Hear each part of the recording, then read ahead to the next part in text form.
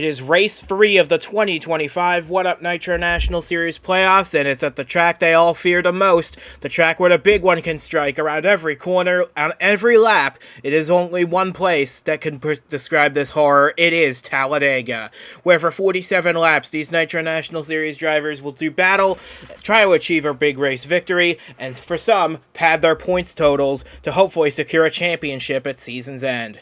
And alongside me in the booth to bring you all the action for today's race is Duke Ansack with us once again. Great to have you with us. The big question surrounding this race, Jake McMillan, he's got a 23-point lead going into this race, but lately the attention's been centered around his teammate Andrew Langley, who's won both of the opening 2 playoff races so far. Yeah, and this is going to be a chaos race. I mean, absolutely. I have no doubt about it. This race is going to throw twists and turns in every direction we can think of. In the playoffs, in the rest of the drivers, we might get a 3-time winner or 3-in-a-row winner. I mean, who knows what's going to happen today at Talladega? And I think that the main thing is that drivers like Jake McMillan, AJ Zhao, Mac Johnson, the people that are at the top of the board, they have to fear this race. They have to go into this race knowing that they have to finish the race. They have to get to the end of this, and they might not control their destiny today at Talladega Superspeedway. And especially with a lot of people that are farther back in the points, have had a lot of success at Talladega in the past, starting up front today, I think it is going to be a really, really interesting race to watch, and I cannot wait to get some cars on the track. This is going to be so much fun. And looking at those point standings, it's pretty tight at the top of the board. Only 58 points separate the entire playoff field, but Jake McMillan does have that 23-point buffer that we were talking about. That gives him a little bit of confidence, but he can't breathe too easily when you consider the likes of AJ Zhao, a Superspeedway expert, right behind him. Mac Johnson looking for glory in his final season, 31 points back. Brandon Smith, Ryan Reed, 33 points back. Everybody in this playoff field could capitalize today if McMillan has an issue, but the way McMillan's been running this season, it just seems so unlikely that he'd have one. But then again, it is Talladega. I know, Jake McMillan has just been fantastic all year long, and every track type too. It's not like it's one specific place, or it's not like he has struggled at a specific track type. I mean, it really is everywhere, including the super speedways. And here at Talladega, that 21 car is going to be tough to beat. Starting 5th today, so pretty far up front, but we've got playoff drivers all throughout the starting grid. And that's the starting grid we can now bring to you with the 47 laps ahead of these drivers. David Meske gets his 2nd pole of the season here this afternoon, looking for his first win with Fingai Saitomi Motorsports, the 2nd of his career. If you remember back to 2024, the season opener at Daytona, he won that race with a different team, so he's no stranger to success at the super speedways. Could today be the day for him? Jensen Nomina lines up alongside him. He is 52 points below the points lead, looking for a big opportunity. David Richardson with a career best start in 3rd, not a playoff driver, but looking to make some noise of his own. Brandon Smith 4th, Jake McMillan 5th, Ryan Arnold 6th. All 3 of them playoff drivers looking to strike early and strike hard. Absolutely. And I've got my eyes on our front row starters, David Meske, Jensen Nomina. You mentioned how far back they are in the points. Nomina is 52 back. Meske is 58 back. They are 10th and 12th in the playoff standings right now. That hole is not insurmountable. They can totally make up that amount of points, but it has to start today at Talladega. They have to be able to finish up front like where they're starting to be able to have any shot of making up that gap in points, and they've given themselves a really, really great start. I also want to watch Cameron Brennan starting 27th today. He's the last of all of our playoff drivers in the starting grid. Cameron Brennan, right now, 42 points behind Jake McMillan in the points, but he is going to have a long way to go to get up to the front, and he is going to be starting right in that area where we most often see accidents here at Talladega. He's going to have to be very careful starting in the back half of the field. But remember, he is also a former Daytona winner, so he's no stranger to success on the super speedways. We'll see how that fares for the Scotsman. But with that being said, we have 42 drivers ready to get this race underway. We're ready to bring you that action now. It's the 1UP Nitro National Series playoffs from Talladega Superspeedway. You ready to get this thing started? Let's bring it to you. Getting set for something big here at Talladega. It is Meski and Nomina on the front row, leading us through the trioval. Remember, the start-finish line here is quite a ways away from there. Heading into the restart zone, the green flag is out, and a couple people already fanning out 3 wide before we've even got to the start-finish line. Meski gets to the line first, but they're already 3 wide before we've even hit the first turn. Wow, and they've put Nomina in the middle to start this race, but it's not going to work out for the 92 car, who's going to be stuck on the outside lane through turn 1. Meanwhile, it is David Meski who has taken big advantage of this here and is pulled ahead of everybody by quite a large gap. Look at this field flying through turn 2 and down the back straightaway. Yeah, they're already forming 3, sometimes 4 wide deep in the field behind leader David Meski, who's already pulled out a couple car lengths advantage. But look at David Richardson in the 76. He's pulled out into 2nd position. He started this race in 3rd, looking to make a statement before he moves on to Fair & Co. Racing next season. Yeah, this is, this track, it's obviously an enormous speedway here, running 3 wide, absolutely no issue. It does get a little bit tight in the corners, but 3 wide, nice and easy on the straightaways, and most of the way through the corners. You can see them even 4 wide at some points, like there in the 3rd lane, or the 3rd row of cars. It is just like big, huge Daytona here at Talladega, and this is going to be a ton of fun to watch. They are aggressive early in this one. Yeah, you see Shantley Daniel in the 59 down in the 2nd lane up. He's got Richardson to his outside, Nomina outside of him, and AJ Zhao and Drew Langley to their inside. So they're not wasting any time getting to the front. Meanwhile, at the front, we've had a change in the lead. It's Ryan Reed to the top spot. Meski falls back to the 4th position, and now Joseph Shrigley pulls down to the bottom. Reed cuts him off, and we'll have our first lead change of the afternoon here on lap number 3. But the big talking point going into this race, how would Jake McMillan do in this race? Well, he's in the middle of a 4 wide right now. Not the position he wants to be in right now, I'm sure.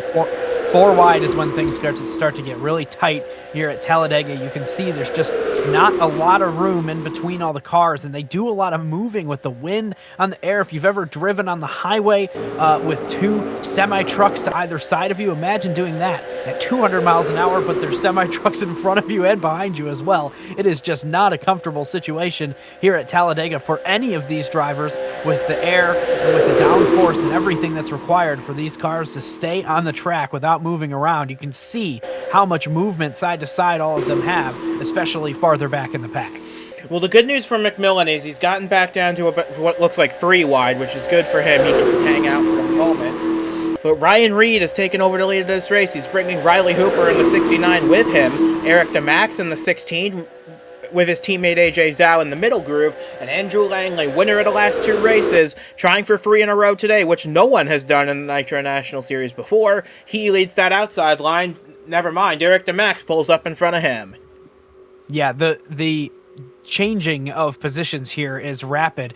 They were pretty spread out towards the front when David Meski lost the lead earlier in this race, and they've really tightened up again. You can see how organized those lines are. A huge move down to the bottom there from the 31 car. This is going to be a great move for the 31, possibly going to take the lead at the line here. That's Alexa Lushon, who entered this race 50 points below the lead, and now she's getting a push from Cameron Brennan. We talked about him in the pre-race, started down in 27th. It's only taken him about 4 laps to get to the runners-up spot, and he's got the rookie Tyler Resendez pushing him along. Still got 4 wide near the front of the field between Robert Weaver, Aiden Clare, Riley Hooper a little further back, but for right now it looks like, oh man, they're so tight together right there. Look at that, they're almost making contact going into turn 3 here in the 4th row, and I feel like we kind of didn't mention it when it happened, but David Meske... Oh, hate to interrupt. We got a smoker. No. We got one blowing up, and it's Ryan Arnold in the 01. He entered this race 37 points out of the points lead. This is going to be a huge blow to his championship hopes with an engine letting go on just the 5th lap of the race. And what that's also done, it split this 41-car pack in half. It did split everybody. That is a huge deal for a lot of drivers. So let's sort this out here. We've got several playoff drivers in both of these packs, a couple stuck in between, and you can see a couple cars with damage. Looks like the 8 might have a little bit of damage from that stack up that occurred from the blown engine of Ryan Arnold. Wow, what a tough break for the 01 car. Like you said, 6th in the point standings. That certainly will be dropping after this race. Yeah, and you hate to see it for Ryan Arnold. Fair & Co. Racing's only hope in the playoffs. But look at this. Austin Liang in the 26 recently picked up for a Nitro National ride in 2026. Now he dives to the inside of Cameron Brennan. He started this race down in 38th position, and he's at the line right there. Man, he's only a few thousandths of a second away from leading this race. Yeah, and Cameron Brennan, we talked about it in the pre-race show, 27th place starting position, needs a lot of points today, 42 back from the 21 car, and right now doing exactly what he needs, running up front in this race. Meanwhile, you've got a few stragglers in the middle of this field. You've got Joseph Shrigley and David Meske running in tandem together. Ooh, contact between teammates Resendez and Lucian in the middle. That's not good for either of them. But going back to what I was saying earlier, you have Shrigley and Meske running in tandem. Little ways off the pack, they should be able to catch up. But you also have the likes of Nick Breeding, Yadis Terzic in the 10 and the 99. They are in no man's land. They're going to have to hope that second pack picks them up pretty quickly.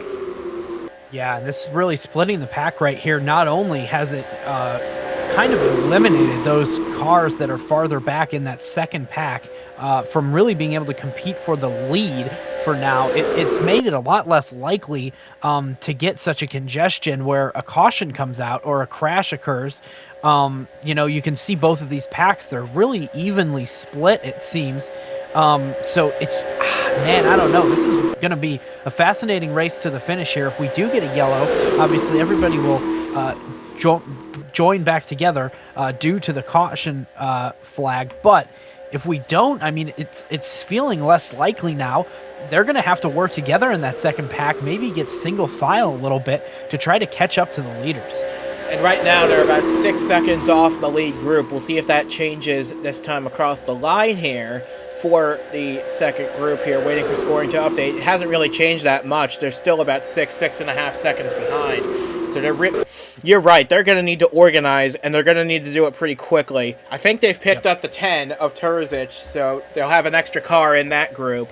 And I think Nick Breeding's about to fall into that pack as well, so that's another one they can work with. Yeah, you know, and you'd think with more cars, I believe that they have more cars back there. If you'd think with more cars, you'd have a better shot at gaining that time back, because more cars, it would mean faster, but not really, because the less cars you have, the less air you have to slip through. I mean, you really get kind of a sweet spot here of 7 or 8 cars in a lane, kind of making it the fastest around this track. So we'll see this time by if they lose. They lost a bunch of time that time. They are just not as organized as this front pack, and that is not good news for all of those drivers back there. Especially Jake McMillan, who entered this race as the points leader. He is not going to have as steady a lead as they run right now. What he needs to do, he needs to get to the front of that second pack and stay there. So if this race does finish without a caution flag, he'll at least be able to finish in the low 20s and be able to salvage something out of the day. But if he finishes in the 30s or heck even the 40s, that could really spell trouble for his championship aspirations this year.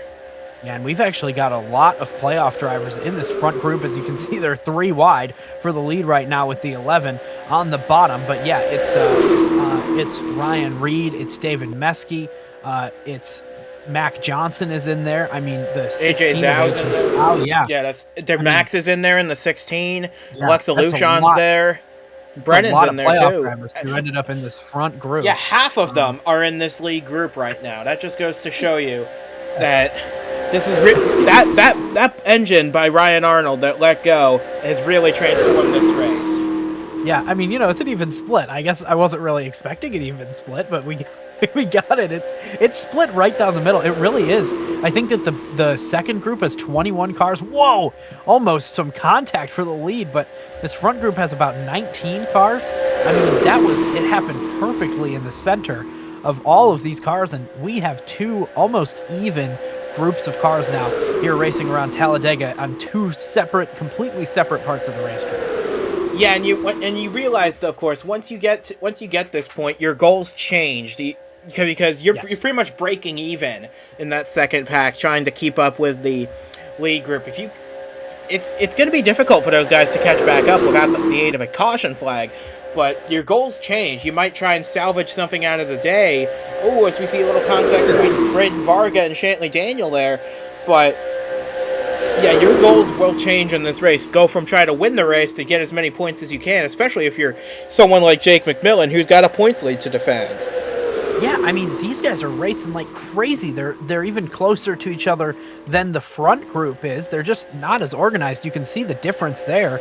We've got some nice, clean lanes here with a bunch of pushing from nose to tail in this, and in the backpack, it is just absolute chaos. That cannot be sitting well with Jake McMillan or his team right now. They have got to be absolutely scared. I mean, that backpack is just absolutely chaos. So I don't know, the 21 might want to think about possibly just getting to the bottom lane and staying there for a little while, not really caring about what position he's in, just stay out of trouble. And another thing that second group has to keep in mind of, if there's trouble in this first group and they get involved into a crash, they need to think about how to organize themselves to avoid the spinning and crashing cars. And they're currently 3 and 4 wide back there, so very much easier said than done. Even if they're about 7 seconds off the lead, the speeds are so high here, the closing rate is just incredible. Yeah, it won't take long for them to approach a crash here in this first group, like you said, and that's going to be a really dangerous situation for a lot of drivers. But yeah, the smoke screen, I mean, you can stand on the brakes all you want, you're just going to slide into the smoke. So unless it's on the back straightaway and you can go way low, I don't know, here at Talladega it's pretty common for the track to be completely blocked by an incident, so we'll just have to hope for the best there. But hey, how about this, the 86 car, maybe get back to the racing on the track here. Cameron Brennan has been up front pretty much since the blown engine from Ryan Arnold, and he's doing a really great job. We know that he's had success here in the past on super speedways, and that car, needing a good run today, is sitting pretty right now on the outside lane leading the way. And with heavy rumors surrounding him and his possible progression to the Superstar Series next year, he's got a lot of eyes on him now, trying to prove that he belongs in the top level. Let's look at this. We're going 4 wide for the lead, with Brennan, Hooper, DeMax, and David Meske on the bottom. The pole sitter trying to take the lead back. It's a great move from David Meske. I think that the bottom lane is the place to be, because what happens is as soon as you get to the front, you want to block that outside. You have to, because the big runs coming from the lane, and you kind of start to lose that car off the corners as the tires go away. And eventually that bottom lane, they just push and will get to the inside. And that's kind of how the cycle occurs. So we're going to watch Cameron Brennan drop back, get back to the inside lane, and then move towards the front again, while Meske is going to try to defend, but it's going to be pretty tough. He's got to block a couple lanes to do it. And I do want to make mention of this 26 car, Austin Liang. He's not run every race this season. He's only on a part-time schedule. He's split between the RSAG team and Venta Motorsport. He actually got a podium with Venta at Hawaii. He got 3rd place over there. So he's got loads of potential, and he's got a new ride for next year, and he is rewarding them in a big way with running 2nd place. I think he's got one of the best cars here today so far. Yeah, he's been up front at a similar rate to Cameron Brennan. And keep in mind, he started down in 38th. Yeah, he did. They were both pretty far back, so I agree. That is a fantastic run from Austin Liang, sitting in 2nd place right now. But hey, David Meske, the pole sitter, will see if Liang can make a move and possibly take the lead away right now. We'll see if anyone goes with him. Tegan Fox is going to dip low in the 44, try and get some momentum going with the 26, but I think Liang's one of those few cars that when he gets to the lead, he can hold it for a little while. We saw it with Meske in the opening few laps. We saw it with Liang earlier, and we might see it again with the 26. But he's doing a fantastic job managing his pace, and he just led that lap. This is the most laps I believe he has ever led in a Nitro National Series event. It might even be the first time he's ever led. Yeah, and we're about to see the 44 car for the first time get out front. Look at this back group now. They've started to organize a little bit more, a lot of single file along the inside lane. That's going to be really good for the speed of this group, led by the 9 car. But look at all of them lined up on the bottom. Well, never mind. Lassard pulls out, Benjamin Snyder pulls out, Wyatt O'Quinn. Yep. You just can't, these guys just can't learn to be patient and ride it out. But that's what Jake McMillan wants to see right behind this group. He wants these cars to scatter, and he can gather a few more places. He needs to be at the very front of this pack to salvage anything out of this day. I don't know. Jake McMillan needs to stay on the bottom lane right now. He's got plenty of time in this race. He just needs to stay out of trouble. And this whole group right now is kind of... something must have happened to Ryan Reed while we were looking at that back group. He's lost a couple seconds from that lead group. He was right in the middle of it, too. So something must have happened while we were looking away. And this is not good. Ryan Reed has lost that lead group. And that second pack's going to have to pick him up if he's going to have any chance. Yeah, and we'll see if there is something sour about that car. He will not be able to stay with that second group. We'll see what happens in a few laps when they catch him. But yeah, he has lost the draft of this first group. That is a tough break for Ryan Reed. Meanwhile, Benjamin Snyder, Justin Henley, Jake McMillan, they lead this second pack. With Terzic now looking to the inside of the 21, McMillan cuts him off. It's going to take a lot for that second group to even come close to catching up. But they're doing what they need to do. They're trying to get organized here. They're down to about 2 lanes now instead of 3. It's going to take a lot, but they're doing all the right things to try and get caught up. Yeah, the goal right here for them should be to stay single file as far around the track as they can and just all work together and push each other. Look how disorganized the front group is now. There's really no defined lanes other than the inside. So this is going to be good for that second group. You can see that they've started to gain a little bit. They're less than 7 seconds back now. That 20th place car, the 82, that's who you want to be watching on our leaderboard to see. As they cross the line, we're going to see if they gain any more. I'd bet that they will this time based on the disorganization of this front group. So, yeah, Reed crosses the line. Oh, we just pulled it off. We're not going to get the update this time. We do have fastest lap update. It's the 29 car. David Meske holds that, and that's good for him because he entered this race last of the playoff challengers, as it stands. But you can see at the very back of your shot, our ticker's kind of covering it up. But Ryan Reed did get caught by that second pack, and they're going to pick him up pretty easily and let him race with them. But up at the front, it continues to be Austin Liang consistently leading this race. Yep. Yeah, and this is bad for the second group because now with the 26 leading the way, everybody is kind of just falling in line. They can't really make a move. This car is handling great, running really fast around Talladega Superspeedway, and that is allowing them to kind of single file out and drive away from everybody. So, hey, I'm not sure. This race is very fascinating. I mean, we can still see some twists and turns in this one. I do not believe that it is going to just go all the way to the end and finish this way. I think we've still got some chaos left to go. It was chaos that put us in this situation in the first place. But for now, this is kind of a wait-and-see situation, what happens and who's willing to race harder and who is going to cross that line and possibly end up in the wall. And I was going to make mention, Andrew Langley, he's won the last 2 races in a row in the Nitro National Series. He won at Chicagoland and at Kansas, trying to go for 3 in a row, which is something that's never been done in this series. He was running second for a decent while. He's moved up to that outside line, or maybe he was moved by force. But AJ Zhao now moves up into second place. I would not count this 12 car out of this race by any stretch of the imagination. He is very good on these super speedways. He says it himself. This is his best track type. And he's demonstrating it right now. He's the only car left to pass has been the dominant car all day, Austin Liang.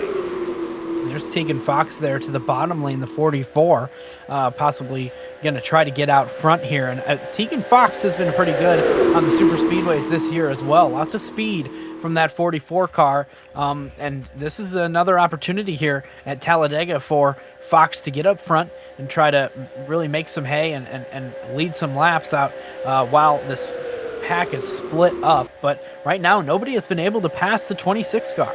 Now, going back to what you were saying about Tegan Fox, remember, flashback to this race last year, Fox led the most laps of the race and finished in the top 5. So a very good, very happy hunting ground for Tegan Fox. We'll see if they're able to translate that into more success here. But this is not good news for Jake McMillan. Look, he is right at the back of that second group, and he is very much in danger now because he's running in, last time they crossed the line, in about 38th place.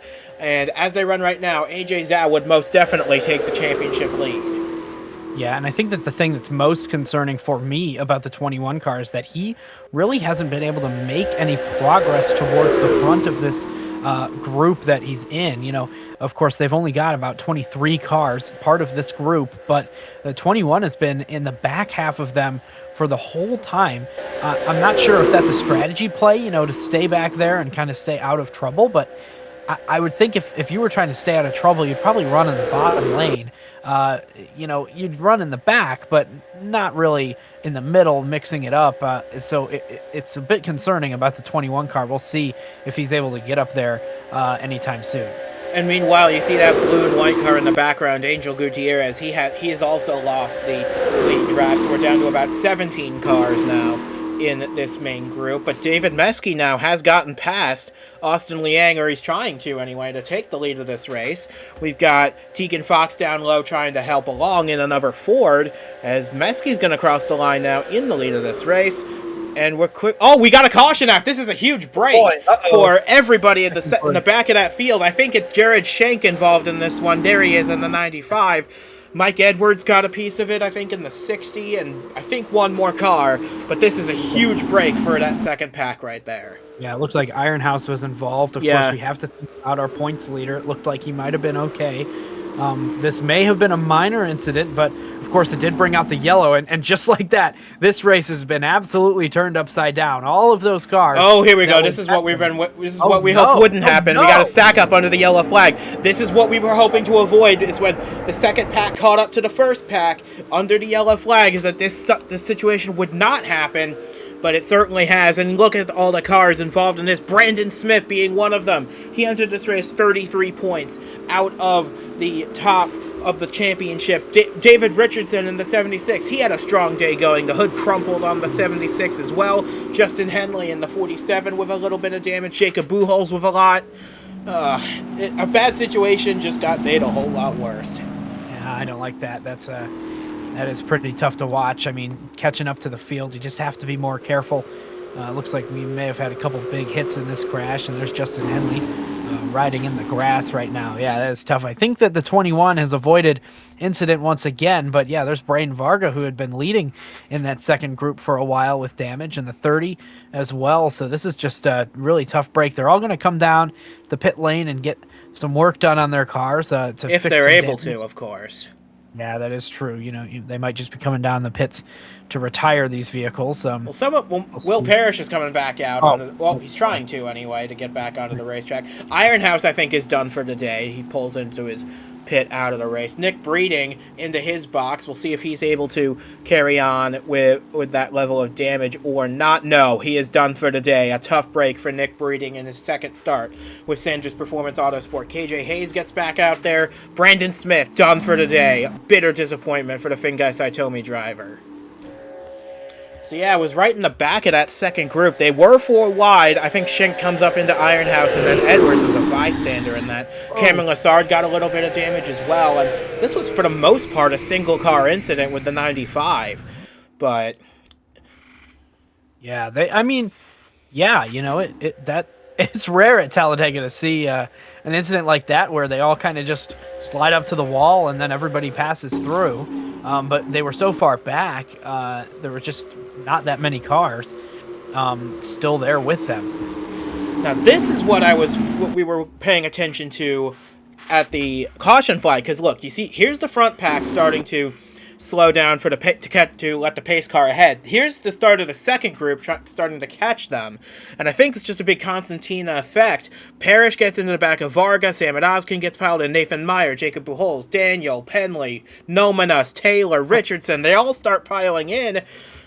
There's a lack of spatial awareness, perhaps, and this is on the far side of the track from where the spotters are, but regardless, we've seen this a few too many times for my liking. No, you're right. And I think that we could also do with the pace car possibly moving a little bit faster. I mean, we're at Talladega Superspeedway.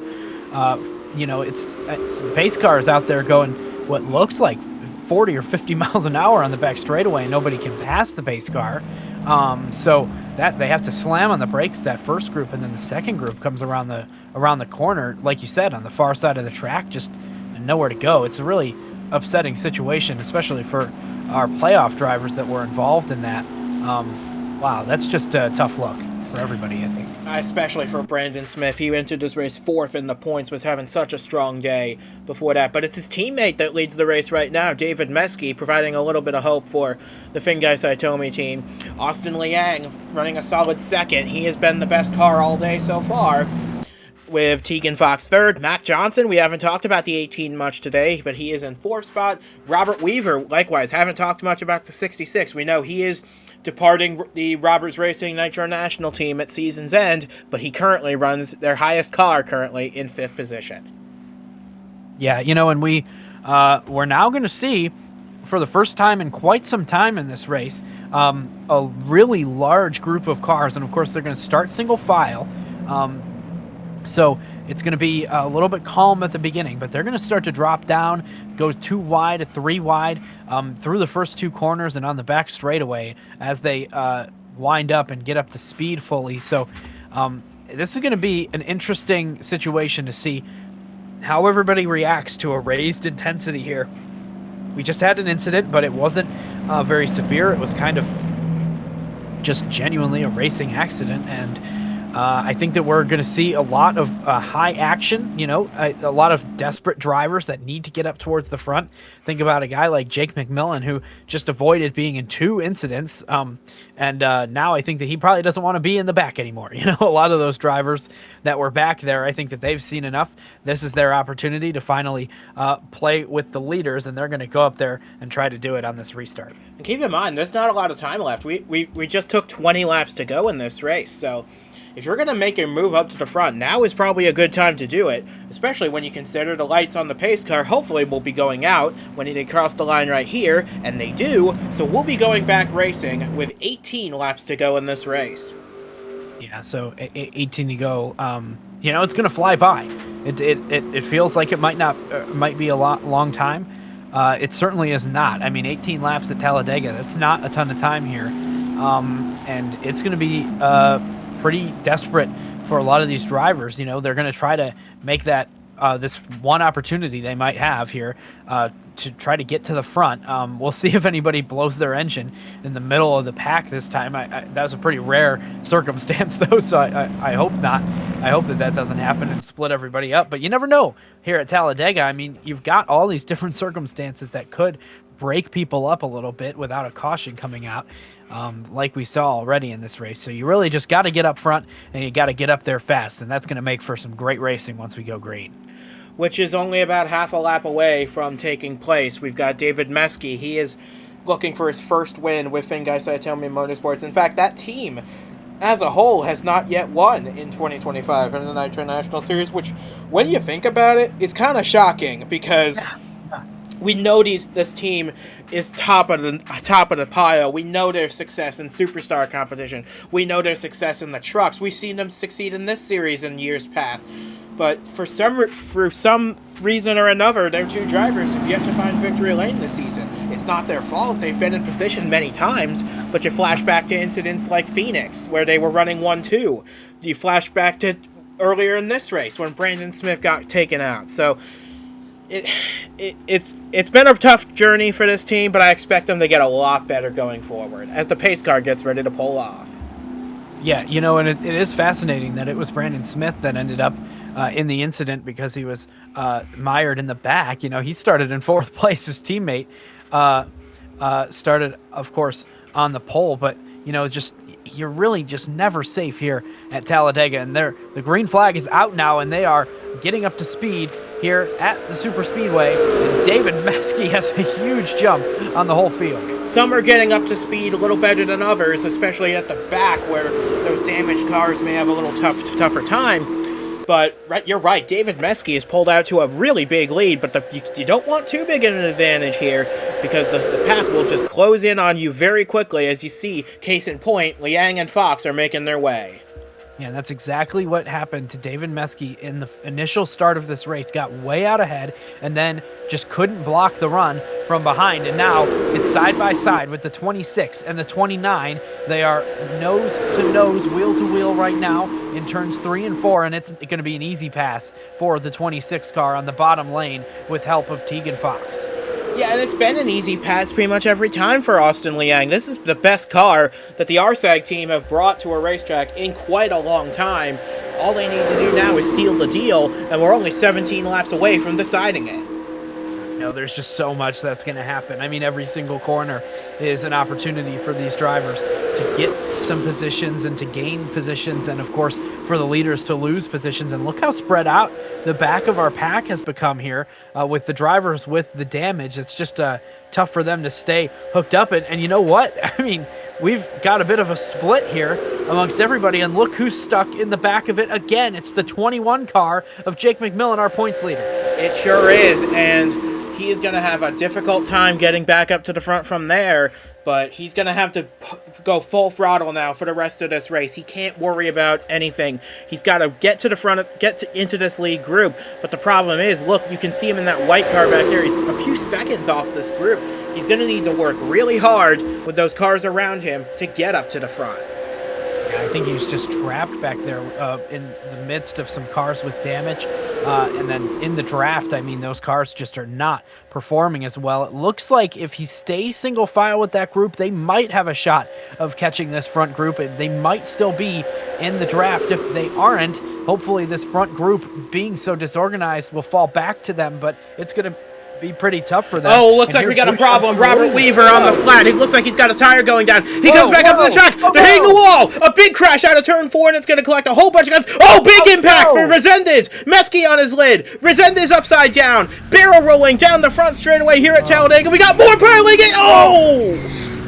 This is not a good incident right now. This is a dangerous situation. We've got a lot of damage. Oh boy, none of those cars saw what was coming, and they just came piling. And look who was involved in it. That pile of carbon fiber is Jake McMillan. He was trying so hard to get to the front of the field. He might have been trying a little too hard, and now his race is over. But my main concern is that orange number 11, Tyler Resendez, he took some massive, harrowing shots in that accident, and they are on the scene immediately to try to attend to him. Yeah, that 11 car, That doesn't happen very often. That was a pretty scary incident here. Never in my time of doing these one-up races have I ever seen something quite that scary. But the safety team here is top-notch. They're good at what they do, and they're gonna need to be good at what they do because Tyler Resendez is in a lot of trouble right now. Yeah, that was hard to watch. I mean, that front group of cars, they just started having their contact, and they ended up in the wall there and sliding around, and as they were crashing, just it was almost like, I don't know if the yellow didn't come out in time or if nobody saw it, or I'm not sure. I think it was what you were talking about earlier. It was a big track blocker where those cars were coming in at full song. We'll get you a replay here, but my goodness. So it all starts right here. Robert Weaver, he had a tire going down, I have a feeling. That's why he pulled down on the apron, but he was carrying so much speed, it carried him back up the track. Aiden Clare caught him. Shrigley piles in, and then my big concern, right there, when Resendez got piled into, and he goes flipping, but that's not the end of his troubles. Far from it, because look, here comes Skylar Taylor. That was really bad. That was a driver's side impact at 185 miles per hour. That is the worst kind of impact you could ever hope for in one of these cars. These cars are safe, but they're not bulletproof. And, oh my goodness. That safety crew is taking their time with Resendez. This is not what we want to see.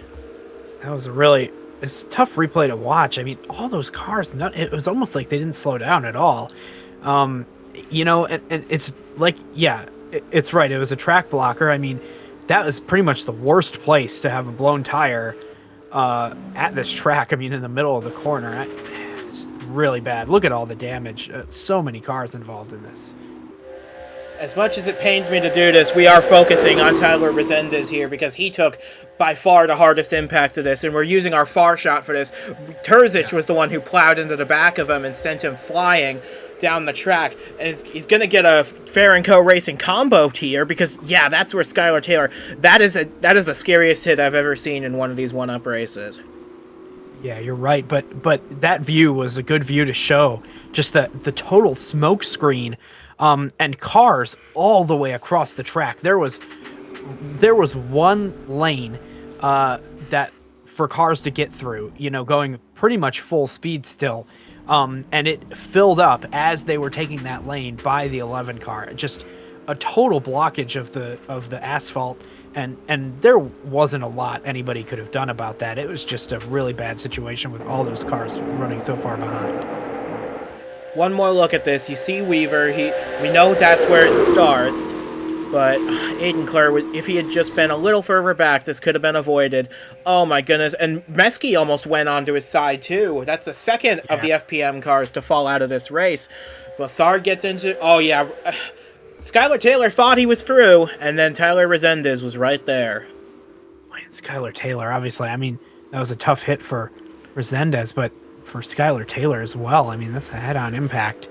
Oh my gosh, that is just hard to watch. I mean, that is a really, really bad accident, and we've got a lot of stuff to unpack after that with the continuation of this race.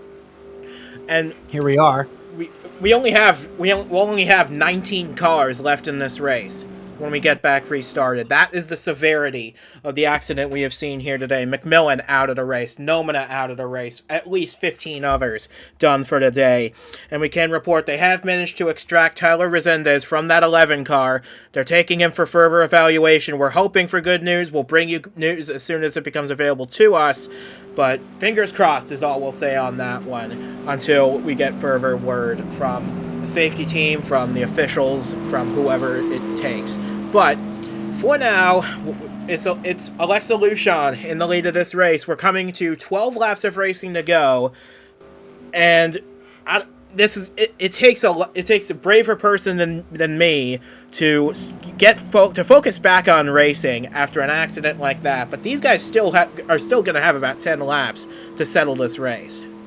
I know, and for all those drivers that just witnessed that, you know, on the track, I mean, they're all sitting in the same vehicles as those drivers that just were so brutally taken out of this race. And yeah, you're thinking about it for sure. I mean, the lights go off on the pace car here. You've got one more lap till we're getting up to speed. I mean, when you press the throttle in this moment, you know, it kind of washes away a little bit, but you've still got it in your mind. I would expect, you know, maybe some more careful driving here, but at the same time, you know, everybody knows that incident was an accident. You know, there wasn't a lot that could have been done to avoid that. So just by merely being strapped into one of these race cars, you have to accept that risk. You know, somebody having a mechanical issue, a tire issue, possibly causing an accident, and then leading to a pileup of such magnitude. I mean, it's always a possibility, and sometimes you just can't avoid it. So now we've got a lot less cars on the track. We've got a lot less cars with damage on the track critically, so hopefully we won't have so many cars trailing farther and farther behind everybody to lead to that you know, potential spearhead situation with all those cars traveling at such a high rate of speed into a blocked track. But here we go. And if you've got the blue spoiler on your car right now, you can't be thinking about that. You have to be thinking about the opportunity in front of you, the 31, the 16, who are close to the front right now. The 86 they have as to well. know.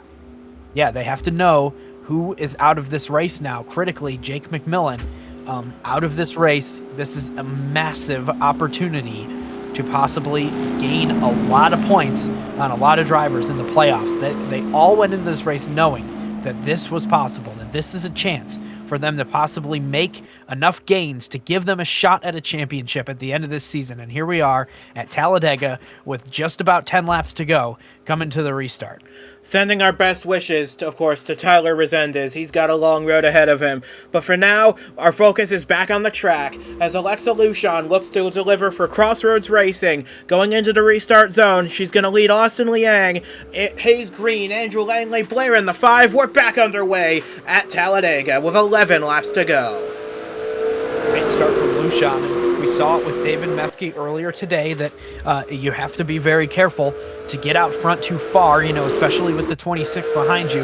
That car is going to pounce and possibly take the lead. So it's a big draft through turn 2 for the 26, and it's going to be an interesting move down to possibly the inside on the back straightaway for the lead.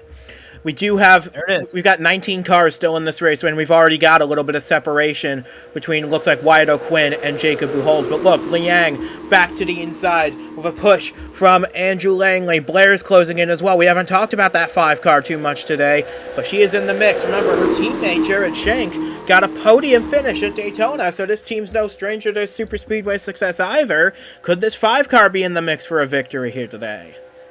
Yeah, this is a probably bad for everybody that Liang has gotten out front right now. Of course, the 20 of Langley in the second position. We've, like you said, seen that 20 car go to victory lane twice in the last 2 weeks. An incredible run for Langley. But will it continue today? I'm not sure if the 26 is ahead. I'm not sure if the 20 will be able to do it. But right now has the best shot of anybody. Yeah, and when you consider we've got about 12, 13, 14 cars in this pack. They all can win this race. There's nothing saying that there's cars in this pack we have not talked about a single time today. Take the likes of Kanauka in the 7, in that dark blue car, started in dead last in this race, and they're in the mix for it. Yeah, and the 3 car of Earl Sear, who qualified 10th today, but ended up in the second group when they got split from Ryan Arnold, all the way back when Ryan Arnold blew his motor in the middle of the pack. And that 3 car has just been lurking in the back, has avoided accidents, and now is with a chance to win this race in the 4th position. We've got 8.5 laps to go now. Brennan now ducks out to the inside of Andrew Langley, but he doesn't really have anyone to go with him unless Liang pulls down in front of him here, which, well, it looks like he's gonna try and block it. Yeah. That's a great move from Cameron Brennan there to get to the bottom. I mean, it's a totally different dynamic now that we have so few cars left. It's not really like we saw earlier with the big 3 wide and 4 wide racing, the tight pack, everybody right next to each other and with each other. I mean, it's kind of completely individualized almost here at Talladega, with everybody kind of just taking the run that you have and hoping it takes you all the way to the front. And we'll see how this works out for everybody, and if anybody can kind of get together and move up through the field. There's not a ton of teammates up here either. I mean, it's just it's a weird dynamic. And we had at least 4 cars running in a small breakaway from the front of this field, but now Langley pulls out back on Brennan to try and make a move to get second place back. Brennan's getting a push from Earl Sear. That brings the likes of Kanauka back up front.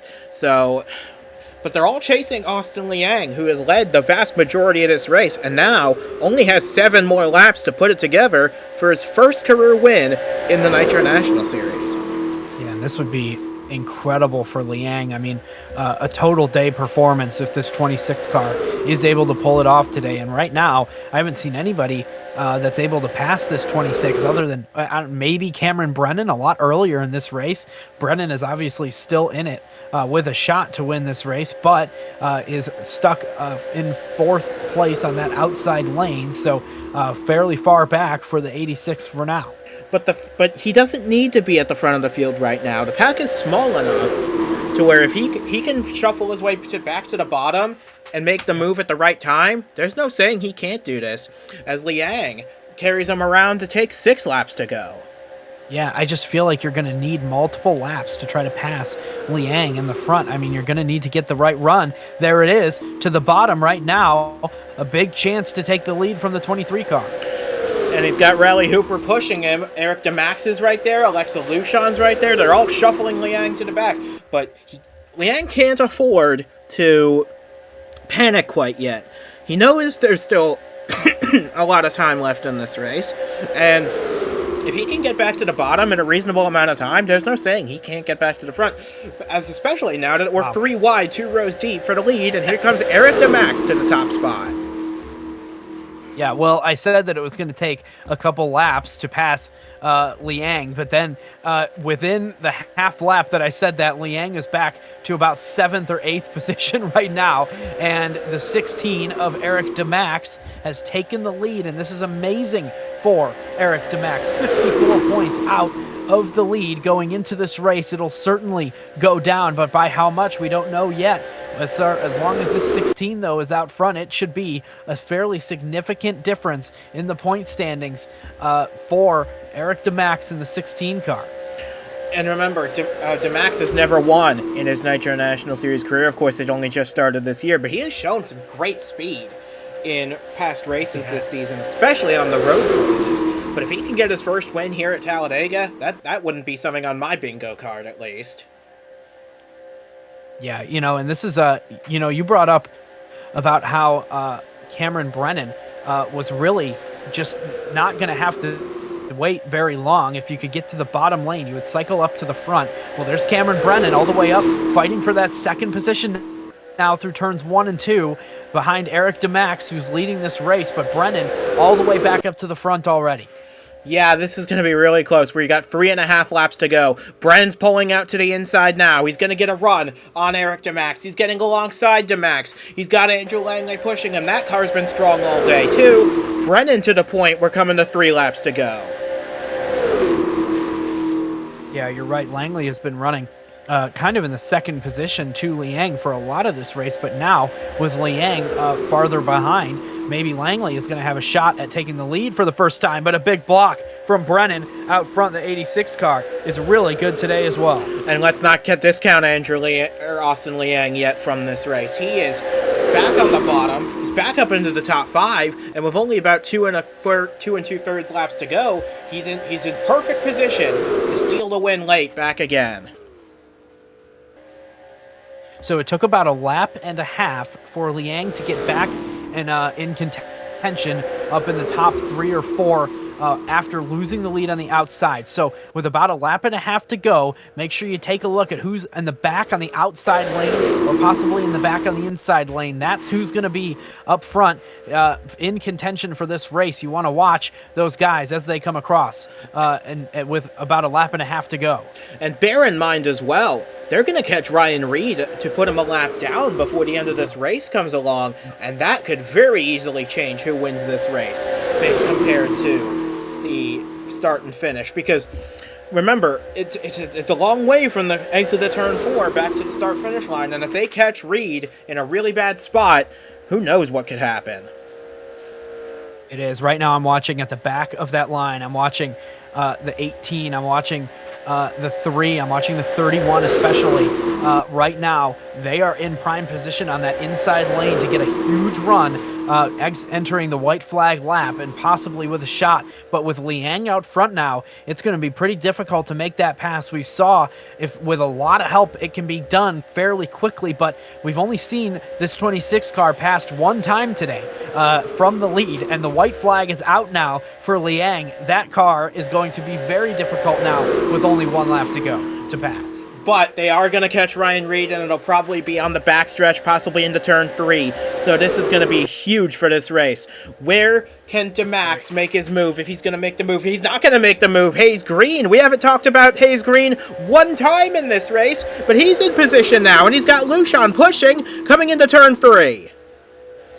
Well, he was the one that made that pass on Liang earlier in this race, but now that lane has closed off. The 26, moving to the outside, going to have to make the move. Here it is, coming to the final stretch of the race, passing the lapper. Oh, and Reed did catch Liang out. Hayes Green through the tri-oval, going to get his first career victory in the Nitro National Series by a hair over the likes of Alexa Luchon and Austin Liang. Hayes Green from 41st to the win, and leading his first lap of the day in the process.